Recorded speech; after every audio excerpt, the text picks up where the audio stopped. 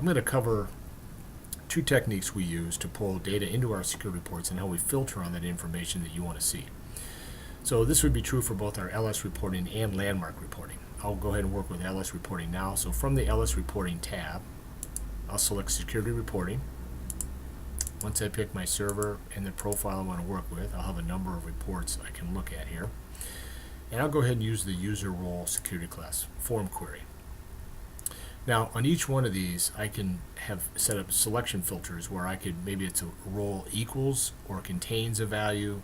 I can also go to advanced and we'll pull in a list of all the roles that are set up in your system. We do the same for users and security classes if you wanted to use those filters.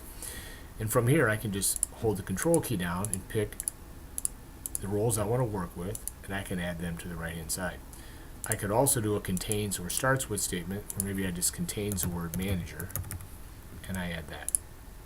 So now I have a number of roles here where I'm going to have information for security class and forms. And I'll go ahead and run this report. And again, I could do this for security classes or users if I wanted to filter down at that level to pull data into the grid here on the form.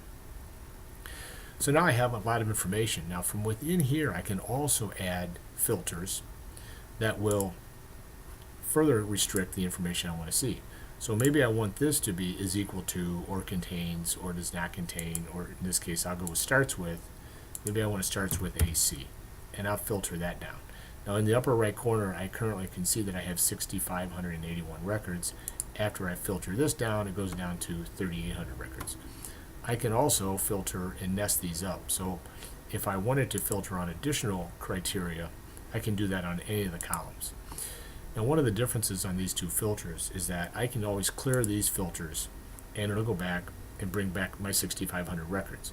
When I save a report, the criteria that I originally brought this data in under is saved with the report. So I can expand this show criteria, I can see what it is, I could actually even add in more to it, hide criteria, I could regenerate report. On the data that's saved at the filter level within the grid, that is not saved when you save a report. So we'll talk about saving reports and scheduling them on a different presentation, but just keep in mind that the filters at this level are not saved, but the filters at the original pulling the data are saved.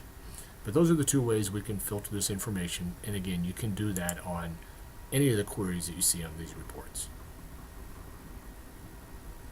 If you'd like more information on our products and services, please give us a call.